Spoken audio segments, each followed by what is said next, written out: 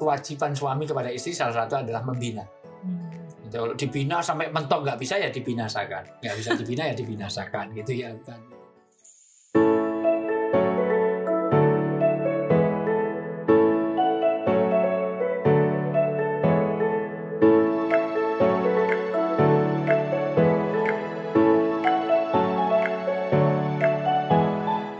Assalamualaikum warahmatullahi wabarakatuh. Waalaikumsalam warahmatullahi wabarakatuh. Alhamdulillah hari ini kita kembali ngobrol-ngobrol lagi di Femcast Family Podcast. Aku tanyain ya. Aku jawab ya nak. Oke. Ya. Nah, ini episode keberapa sih ya? Saya nggak tahu, tapi masalahnya masih terlalu banyak yang belum dijawab daripada yang sudah terjawab. Ya. Jadi akan lebih banyak lagi episode-episode mendatang. Ya. Jadi jangan lupa untuk stay tune terus. Kali ini kita akan membahas masalah lagi. Masih seputar rumah tangga dan mainstream banget. Ini kayaknya banyak banget ditanyain, yaitu seputar masalah ekonomi. Ya, itu baru yang di DM karena kenyataannya mohon maaf ini kena hack kita, IG kita kena hack di @ustadzwisyanto_official kena hack oleh orang luar, terdeteksi, tapi nggak tahu, mudah-mudahan bisa kembali lagi dengan 141k follower kita. Tapi nanti kita bikin akun baru lagi kalau nanti ini nggak bisa kita kembalikan. Nanti akan kita infokan lebih lanjut. Nanti kalau tanya lewat mana dan sebagainya, ntar kita infoin lebih lanjut. Nanti biar disusul kalau memang kita bikin, kalau perlu bikin official lagi, official 1, official 2, official 3 gitu ya. Oke. Kalau gitu langsung ke pertanyaan aja ya. Yang pertama, Ustadz, bagaimana menyikapi suami yang jarang ngasih materi atau uang kepada istri? Setiap awal bulan, suami selalu transfer ke ibunya. Saya tidak mempermasalahkan itu, karena itu adalah wujud berbakti. Tapi, saya tidak suka karena suami tidak memberi uang bulanan kepada saya. Untuk kebutuhan belanja bulanan dilakukan bersama. Jadi, suami hanya ngasih uang sehabisnya total belanja. Kalau adiknya datang minta uang, langsung dikasih. Tapi kalau saya yang minta, dijawabnya, lah buat apa? Padahal semua kewajiban sebagai istri sudah saya laksanakan. Sebagai perempuan kan kadang ada hal lain yang ingin dibeli. Masa iya saya harus mengemis-ngemis ke suami sendiri, Ustadz? Ya, pertama memang masalah ekonomi itu menjadi masalah yang sering membuat retaknya rumah tangga. Baik itu terjadi tidak harmonis sampai kepada divorce, firak atau perceraian. Maka memang dari awal harus paham tentang hak, kedudukan, kewajiban dan juga kewenangan di dalam suami istri kaitannya dengan uang. Pertama memang Allah menegaskan dalam surat An-Nisa ayat 34, kewajiban memberi nafkah lahir, batin, memberi rumah, sandang, pangan, papan itu ada pada laki-laki. Dan kalau dilihat dari kewajibannya memang yang penting basic need. Artinya sekedar sandang, pangan, papan itu kalau sudah terpenuhi cukup. Bukan berarti terus kita hanya mengejar itu saja. Tentu kalau memang bisa, why not? Kalau kita memberikan kegembiraan dengan misalnya istri kadang-kadang perlu perhiasan. Meskipun perhiasan, kosmetik itu semuanya juga bukan wajib, bukan kewajiban. Kalau memang lebih, itu masalahnya ini adalah ada hal lain kaitannya dengan kecemburuan, dengan relasi suami kepada keluarganya. Harus dicatat bahwa istri tidak boleh menuntut lebih daripada yang diperlukan, artinya lebih dari kemampuan suami. Karena itu Allah melaknat istri yang menuntut sesuatu yang di luar kemampuan. Yang kedua, suami sangat dolim kalau dia itu bisa melakukan kebaikan kepada orang lain, sementara kewajiban tidak terpenuhi kepada istrinya. Masalahnya ini satu tentu adalah komunikasi, karena ekonomi itu juga berawal juga dari komunikasi yang nggak beres. Sebetulnya suami istri itu tidak hanya bicara tentang hak, kewajiban, dan hierarki. Tentang ini kewajiban, ini hak, bukan. Tapi lebih kepada semuanya saling terbuka, terkomunikasikan. apa keinginan istri memang seharusnya suami bisa memenuhi sepanjang itu membawa kebaikan.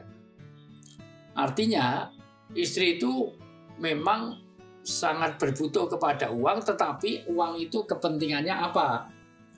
Karena juga tidak boleh kalau itu menghambur-hamburkan uang suami untuk sesuatu yang memang bukan kebutuhan, hanya sekedar keinginan.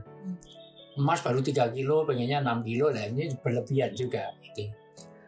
Karena juga kebaikan istri itu juga untuk kebaikan suami. Artinya kalau istrinya, kan sebaiknya seorang istri itu juga ngimbangi suaminya. Kalau suaminya sudah pakai dasi, masa ini pakai daster kan ya nggak benar juga. Artinya dia mengimbangi pakai blazer, kayak pakai apa yang nanti bisa serasi. Namanya juga suami istri itu pasangan. Pasangan itu kayak jaujun itu kayak sepatu, serasi. Sepatu itu kanan dan kiri kan walaupun beda tapi harus serasi dong. Masa sininya Nike, sininya Bata kan nggak pas. Ini saya nyebut ini. Atau kalau Bata semua, Nike semua. Kalau ini saya nyebut merek bukan untuk apa-apa. Itu kalau sininya perlu Skechers ya Skechers semua. Masa sininya Skechers, sininya Bata kan nggak pas. Gitu. Nah itu artinya sekufu. Nah, pertama solusinya adalah komunikasi. Yang kedua mengenai ekonomi sebenarnya tidak ada masalah. Suami itu mau ngasih apapun boleh asal kewajiban kepada istri terpenuhi. Jadi faktor ekonomi ini menjadi hal yang sangat penting untuk keterbukaan. Maka diperlukan komunikasi. Kurangnya komunikasi itu akan menjadi penyebab terjadinya disharmoni, penyebab terjadinya perceraian. Makanya di antara hubungan suami istri itu yang paling penting adalah wa'asiruhuna bil ma'ruf, yaitu hubungan yang saling ma'ruf, itu dimengerti saling pengertian. Nah, saling pengertian ini tidak ada hubungannya dengan kesarjanaan. Dia sudah S2 mestinya sudah ngerti, nggak ada hubungannya. Karena mungkin tidak tersampaikan tadi, itu tidak tersampaikan. Dia dokter, dia profesor, belum tentu. Nggak ada hubungannya profesor dokter dengan masalah rumah tangga. Masalah rumah tangga dengan pengertian kepada istri. Itu kadang-kadang juga istri itu sensi banget, gitu, sensi banget. Sementara suami itu dablek banget, gitu. Sudah iya, maksud saya kadang-kadang istri sudah bilang, bakso itu enak banget. Iya, itu enak lagi yang di sana. Padahal ini hanya sekedar untuk minta dibeliin. Kode. Nah, kode. Cuman tidak semua orang itu menangkap kode. Maka salah satunya al-aqil yakfi bil isyarah. Sebaik-baik suami itu harusnya paham dengan kode. Orang yang pintar itu cukup dengan isyarat. Nah, maka di sini pentingnya ma'ruf. Ma'ruf itu saling pengertian, mengerti perasaan. Nah, dan yang lebih penting lagi adalah keterbukaan. Satu, masalah perekonomian itu juga berkaitan dengan ekonomi rumah tangga, berkaitan dengan komunikasi. Yang kedua mengenai keterbukaan. Sebetulnya kalau semuanya serba terbuka itu enak. Yang namanya suami istri kok. Suami istri itu kan memang sesuatu yang dilarang kepada orang lain itu diperbolehkan kepada suami, kepada istri. Makanya di dalam Islam tidak boleh keterbukaan masalah keluarga itu dibuka kecuali kepada dialog antara suami istri. Maksudnya cukup dia katakan dusta kalau dia menceritakan atau curhat di selain suami, selain istri. Apalagi curhat di lain jenis. Itu penyebab utama juga selain tadi saya ulang ekonomi, komunikasi, keterbukaan, yaitu yang ketiga adalah curhat. Salah satu yang jadi masalah adalah curhat tidak pada tempatnya. Apalagi di medsos, apalagi di status. Memang dasar nyindir tapi di status. Di status di Facebook, di segala macam. Itu tidak pas karena itu bagian dari kedustaan.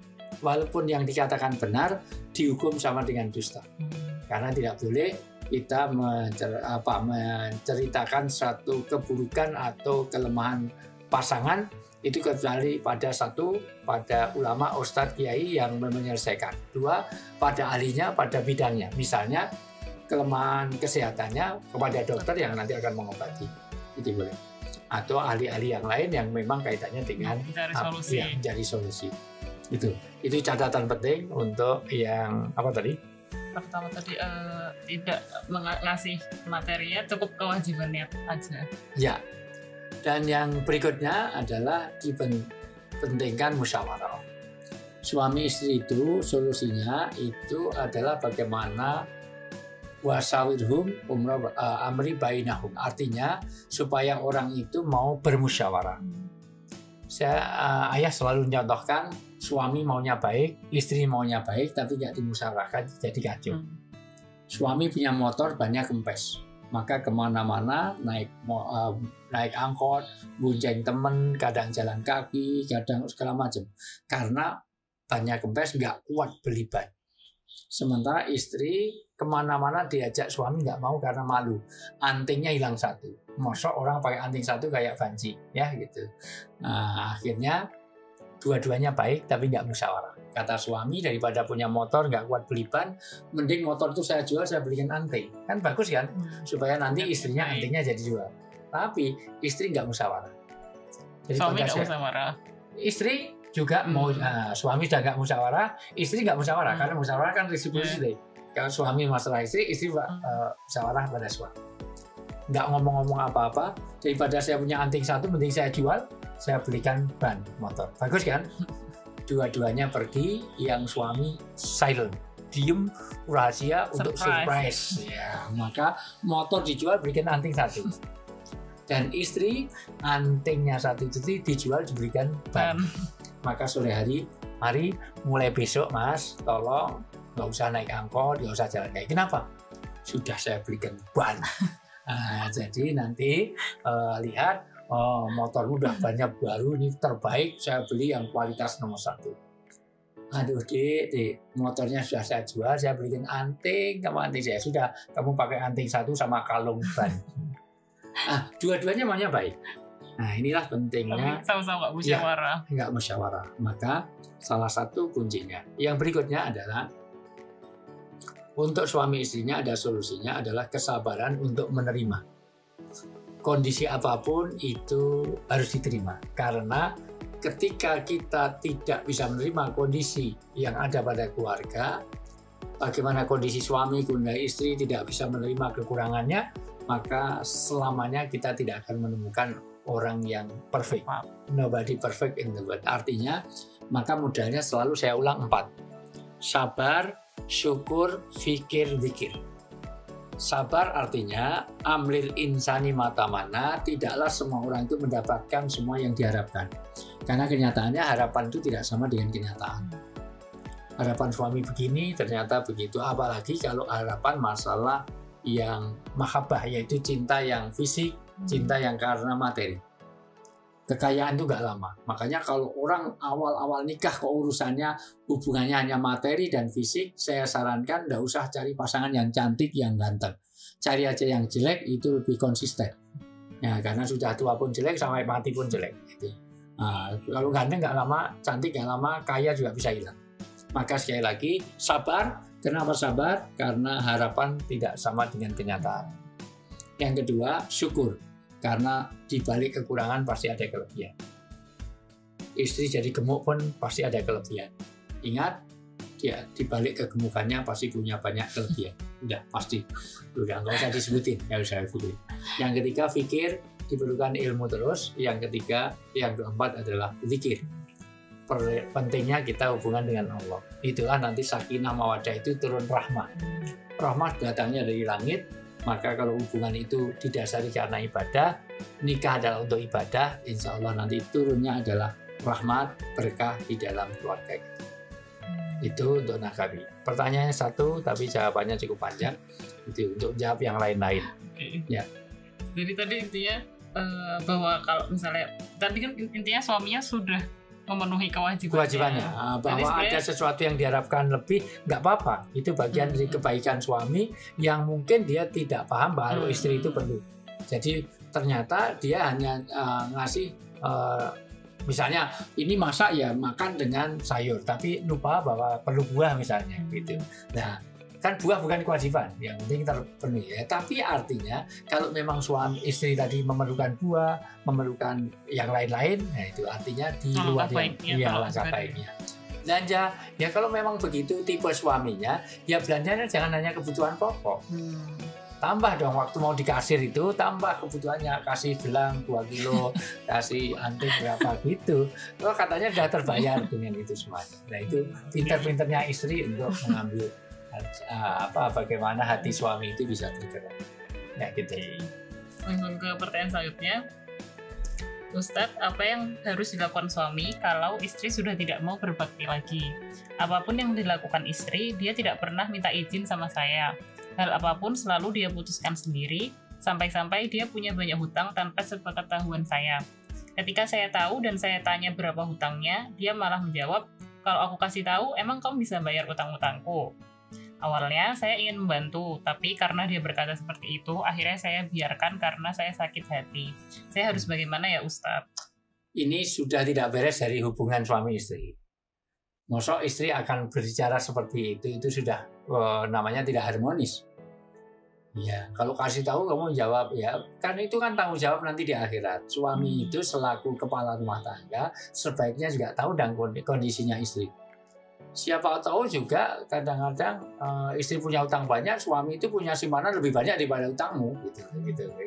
Maka kalau dalam kondisi seperti itu, maka harus dikasih pembinaan.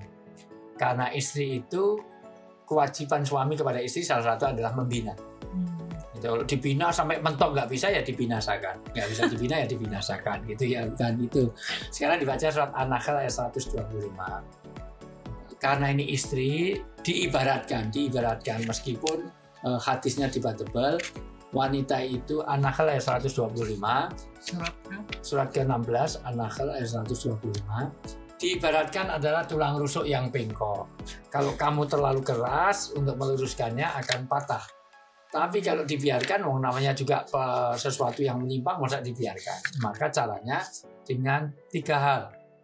Yaitu untuk meluruskan tidak hanya kepada istri, kepada siapapun yang tidak benar secara syariah, tidak benar secara agama, maka 3 hal yang harus dilakukan. Ya. Serulah manusia kepada jalan Tuhanmu dengan hikmah. 1. Menyeru manusia ke jalan Tuhan, ke jalan kebaikan, ke kebenaran. Negur pimpinan, negur anak buah, negur siapa pemerintah, negur siapapun itu dengan cara hikmah. Saya terangkan hikmah. Hikmah adalah tahu rahasia sesuatu. Kalau saya menyuruh Mbak Iva untuk matikan lampu, kok Mbak Iva langsung cari batu terus dilempar, mati juga lampunya, tapi nggak hikmah. Atau cari tongkat, tongkatnya dipukul, mati itu lampu. Tapi itu nggak hikmah. Kalau hikmah gimana Mbak Iva? Ya, kecolokan, saklarnya. Nah itu namanya hikmah. Negur istri, kamu tahu istrinya Nabi Nuh? Ya tahu. Persis, kamu itu persis bunuh istrinya Nabi Nuh. Neraka kamu itu. Istri Nuh, istri Lut itu ya persis kamu itu. Nah, itu namanya nggak pintar. Malah dibalik. Oh, Bapak tahu Fir'aun? Ya tahu. Persis. Bapak itu kayak Fir'aun. Nah, itu namanya dia nggak paham. Nggak hikmah. Nggak hikmah. Mas, misalnya suami kok jarang sholat berjamaah. Gitu. Mas, gimana ya? Saya ini bisa sholat khusyuk itu kalau imamnya itu suami. Gimana ya Mas? Itu indah. Walaupun prek, nggak mungkin diimami suami ya malah nggak khusyuk gitu. Artinya, tapi itu cara namanya hikmah. Nah, jadi hikmah itu mengambil madu di dalam Kamus Munjid itu dikatakan Al-Munjid itu dikatakan adalah mengambil madu. Orang itu kalau ngambil madu itu walaupun buahnya gitu ya, buahnya lebahnya, dia ngambil tapi tidak tersengat. Tapi kalau nggak tahu caranya, belum ngambil aja udah tersengat malah nggak kena madu. Nah, jadi jangan sampai meluruskan malah pesannya nggak nyampe tapi marahnya jelas. Istri marah-marahnya jelas tapi pesannya nggak sampai. Satu dengan cara hikmah. Yang kedua, dan pengajaran yang baik. Pengajaran yang baik. Nah, pengajaran yang baik itu kalau memang dia tidak ada ilmu, ya dikasih tahu. Karena mungkin begitu itu karena nggak tahu ilmunya. Nah, maka bacakan Qur'annya, bacakan hadisnya. Kasih kisah-kisah para sahabiah dulu, sahabat dan sahabiah dulu bagaimana. Gitu. Terus? Dan berdebatlah dengan mereka. Kalau istrinya itu punya ilmu, kebetulan istrinya dosen, istrinya S2, S3, istrinya memang dia punya ilmu, maka diajak debat. Mungkin dia punya argumen. Nah, kita juga punya argumen bagaimana Quran dan hadisnya nanti disamakan. Karena suami istri itu adalah menyamakan persepsi. Nah, maka kalau ada istri sudah diajak itu kok nggak bisa, maka itu jangan menunda-nunda, karena mohon maaf, kalau sesuatu diajak kepada arah kebaikan nggak bisa, jangan dilanjutkan. Ya sudah, ini saatnya kita tidak bisa berjalan menuju sesuatu yang tidak surgawi. Karena tugas suami istri itu al-jannatu dunal jannah, yaitu menciptakan jalan-jalan surgawi sebelum kita memasukinya. Nah, kalau sudah istri tidak taat suami nggak mau peduli kepada istri tadi, maka sudah tidak terjadi hubungan suami istri. Ya, kepedulian karena materi saja itu sudah bukan suami istri. Saya selalu contohkan, mosok kepeduliannya terhadap masakan istri. Gajinya banyak, mohon maaf, dikasih uang belanja banyak karena masakannya enak. Kalau masakannya pas nggak enak, dikurangi. Ini rumah makan apa rumah tangga? Ini rumah makan apa rumah tangga? Harus diperhatikan. Ya, terus? Sesungguhnya Tuhanmu, dialah yang lebih mengetahui siapa yang sesat dari jalannya, dan dialah yang lebih mengetahui siapa yang mendapat petunjuk. Kalau 3 hal tadi sudah dilakukan, kok dia tidak ada perubahan, tidak ke arah kepada kebaikan, ya sudah. Nah, ya sudah, angkat tangan, jangan melanjutkan sesuatu yang ujung-ujungnya dengan bersuami istri malah arahnya kepada arah yang mencelakakan, yang neraka, yang menuju neraka. Nah, jadi sekali lagi tugas suami membina dengan cara baik, dengan cara hikmah, dengan pengajaran yang baik. Kalau perlu wajadilhum, diajak berdebat, beradu argumentasi kalau memang ada ilmunya. Nah, itu tugas suami istri. Jadi jangan saling cuek, gitu. Jangan cuek. Suami istri juga jangan a priori terhadap suami. Memangnya kalau tahu memang kamu mau bayarin, ya tugas saya. Nah, karena kalau nanti kamu di penjara gara-gara utang nggak bisa, ini kan siapa untuk anak-anak saya? Kalau kamu sendiri silahkan, tapi anakmu kan juga anakku. Nah, dikasih paham seperti itu, ya.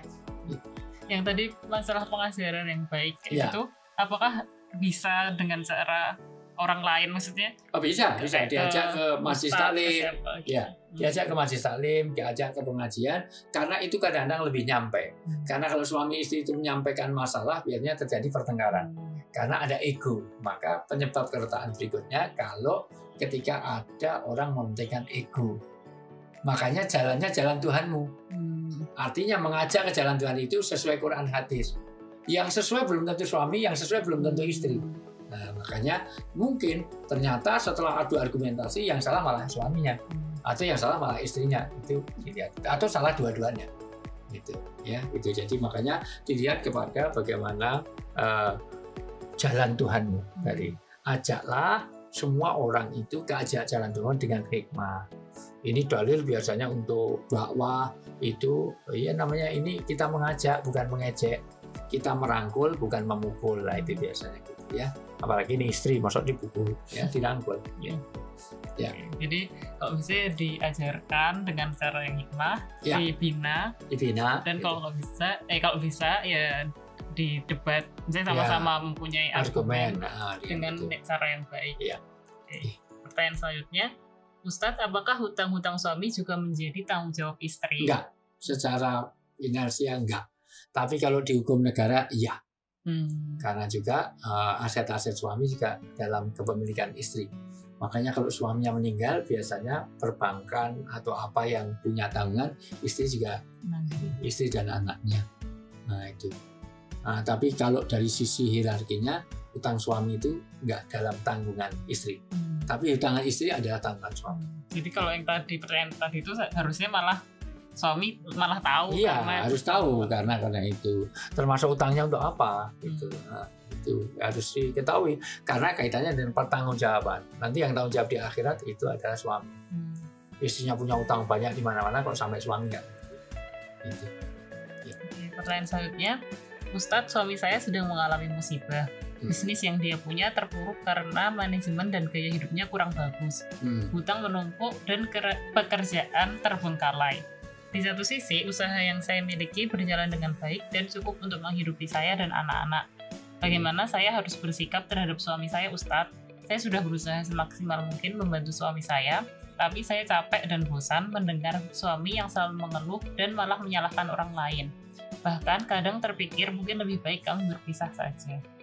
Pertama, tentu jangan berpikir untuk pisah, tapi berpikir untuk memperbaiki. Karena kalau bisa, wahdatul ummah, yaitu nyari titik kesamaan untuk bertemu. Jadi nggak usah berpikir untuk pisah, tapi diusahakan untuk ketemu. Dan itulah suami istri. Bahwa istri mau bekerja untuk menghidupi keluarga, itu kebaikan dan itu surgawi. Kata Nabi, seorang istri yang meringankan beban suami, maka surga baginya. Sampai dikatakan surga menunggunya sebelum dia memasukinya. Artinya apa? Itu kebaikan istri. Dan itu dilakukan juga para sahabat-sahabiah dulu. Kadang-kadang Ali bin Abi Thalib radhiyallahu anhu, sahabat Nabi, itu di pasar sepi, dagangannya nggak laku. Maka Fatimah kadang-kadang bekerja untuk bantu suami mencarikan air kepada orang Yahudi lagi. Jadi mengangkatkan air kepada orang Yahudi, dan itu kebaikan. Sampai tangannya melepuh, sampai Rasulullah mengatakan, ya Fatimah, usaha itu baik, tapi maukah aku beritahu yang lebih baik lagi dari itu? Ya pasti mau.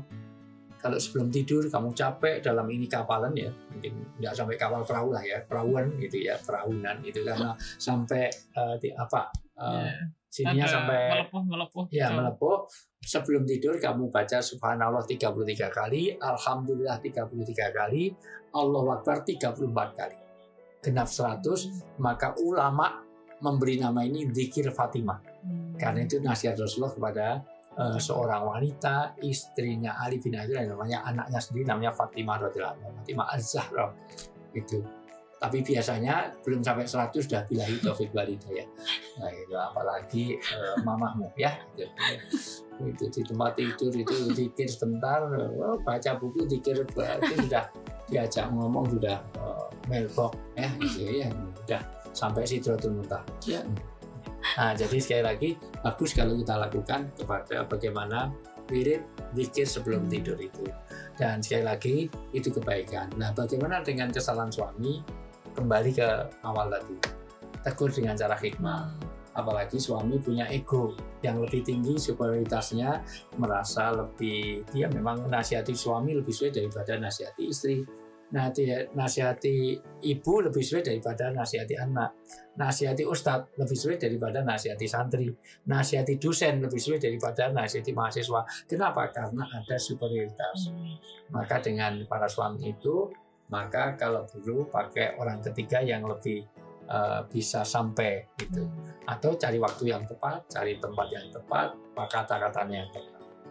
Nah, mungkin suami menolak terus, itu karena kita belum, artinya yang disuguhkan baik, tapi kemasannya jelek. Atau mungkin juga ini kan karena suaminya juga masih mengalami musibah barusan. Iya, gitu. kan sensi. Itu namanya ada cabin fever, artinya ada demam cabin. Demam cabin itu ketika orang itu dalam suasana seperti itu, maka mudah tersinggung, mudah marah, cepat capek, ngeluh. Itu makanya ngeluh itu juga faktor itu. Karena suasananya orang kalau dalam psikologi kan ada itu, orang itu terjebak dalam pesawat, jatuh, sebetulnya dia aman. Cuman kalau mau keluar nggak bisa. Karena salju yang begitu rupa di Inggris. Jadi keluar lebih bahaya. Maka dia terperangkap dari situ. Orang dalam kondisi seperti itu akan mudah. Ya karena kan karantina COVID-19 begitu rupa di rumah terus kan, jadi nggak ada kesibukan, entah melihara burung, entah ngasih makan ikan, kayak entah bertanam, itu entah bikin, makanya kan kadang-kadang beli janda bolong kayak atau apa segala macam, bikin studio di sini, bikin studio sana sini ya segala macam, ya itu, maka itu kesibukan dalam sampai kita mengalami demam cabin, ya jadi. Jadi jangan ngeluh karena itu bagian dari jalan surgawi. Siapa tahu memang jalan surga kita itu dari kegagalan dalam berusaha. Karena ingat, sampaikan pada suami, gagal usaha nggak apa-apa, tapi jangan nyalahkan Tuhan, jangan mengeluh. Karena satu, bisa menggugurkan dosa, kedua, meninggikan derajat ke surga. Orang-orang yang dengan susah payah, capek, mencari rezeki yang halal, itu keringat-keringat yang keluar saja bisa menghapuskan dosa-dosa. Makanya para pekerja Itu kalau ruangannya AC, kalau bisa pulangnya naiknya sepeda, terus naik turunnya jangan pakai lift. Itu kalau perlu pakai tangga ke lantai 17 naik turun supaya keringatnya keluar dan itu bisa menghapus dosa-dosa. Oke. Ya. Kalau istrinya menyikapi suaminya tadi dengan ya diingatkan dengan cara yang hikmah tadi dan ada zikir Fatimah. Zikir Fatimah tadi dan didoakan juga. Itu ada 4 doa istri, ini tambahan tidak ada dalam pertanyaan supaya suami tetap setia taat kepada istri. Ada 4 doanya. 1, setiap suami mau bekerja doakan dia diselamatkan dari matanya. Artinya supaya matanya selalu mata dalam kebaikan. Kedua, dari pandangannya. Yang kedua, selamatkan hatinya. Yang ketiga, selamatkan hartanya. Karena dari mata turun ke hati, terus harta biasanya. Ini tahu maksud saya. Jadi biasanya kalau dari mata terjadilah ya pelanggaran, terus hatinya terpaut yang lain, terus hartanya. Dan yang keempat, gantilah ya Allah sifat-sifat jelek, sifat-sifat buruk, sifat-sifat maksiat dari suami kepada sifat-sifat yang taat, sifat-sifat yang ridho. 4 ini doa istri kepada suami ketika istri ditinggal pergi suami. Artinya ketika suami mau keluar rumah doakan 4 ini. Jangan-jangan suami seperti itu memang nggak pernah didoakan istri. Maka suksesnya suami tergantung dorongan istri.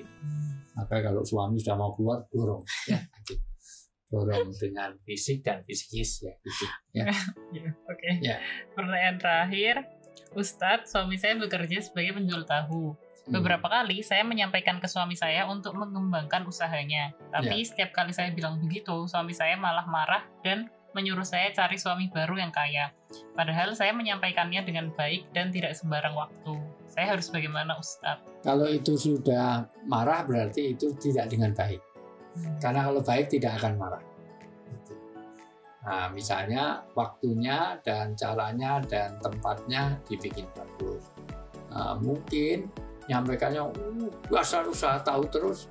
Lihat ini, cincin cuma 2 gram, harusnya kan 2 kilo misalnya. Nah, mungkin juga itu artinya buat bahwa ini bukan semangat bagaimana untuk kaya tidak, tapi kalau dari tahu aja tercukupi kan ya juga nggak masalah sebetulnya. Tapi kalau memang ada satu progres yang lebih baik, mau inovasi nggak apa-apa itu. Memang hidup itu nanti pakai Islam itu adalah jalan, orang berjalan itu harus bergerak maju, besok harus lebih baik daripada sekarang, seterusnya silahkan gitu. Karena jelas itu berarti belum baik. Kalau sampai membuat kemarahan berarti belum pas dalam menyampaikan. Itu ya. Jadi tadi sebenarnya dari kelima pertanyaan itu kayaknya intinya tuh komunikasi. 1, komunikasi. Yang kedua, keterbukaan. Ini ya, yang ketiga, jangan terlalu ego. Karena sebab-sebab keretaan suami itu. Yang keempat, masalah ekonomi. Ekonomi itu artinya tahu hak kewajibannya masing-masing, bagaimana suami punya kewajiban, istri punya hak, dan juga bagaimana kalau ada ridho bisa membantu suami, itu kebaikan istri, itu harus dipahami betul. Dan lebih penting lagi adalah bagaimana prinsip berumah tangga itu disadari ini untuk ibadah. Dan jangan curhat, ini kesimpulan-kesimpulan kita ya, closing statement-nya, jangan terlalu membuka semua hal-hal itu di sosmed atau kepada di luar suami kita, pada suami orang lain yang nggak diperlukan ya. Itu hal yang sangat penting untuk kita perhatikan ya. Gitu, mudah-mudahan beri manfaat dan mudah-mudahan itu juga mengcover pertanyaan-pertanyaan ya. Nggak hanya pertanyaan ini tapi juga mungkin teman-teman yang lain yang udah tanya juga bisa terjawab dengan obrolan kita hari ini. Oke, kalau gitu mungkin udah selesai obrolan kita hari ini. Terima kasih Ayah udah jawab. Terima kasih teman-teman udah menyimak sampai akhir. Kalau masih ada yang mau ditanyakan baik seputar topik yang kita bicarakan hari ini atau topik lain, bisa melalui kolom komentar di YouTube di bawah atau melalui akun Ayah yang baru di @ustadzwijayanto.official. Pakai dot. Ya. Karena yang @ustadzwijayanto.official masih dibajak. Ya, masih diperbaiki lah ini. Oke, kalau gitu sampai ketemu di episode selanjutnya. Wassalamualaikum warahmatullahi wabarakatuh. Salam.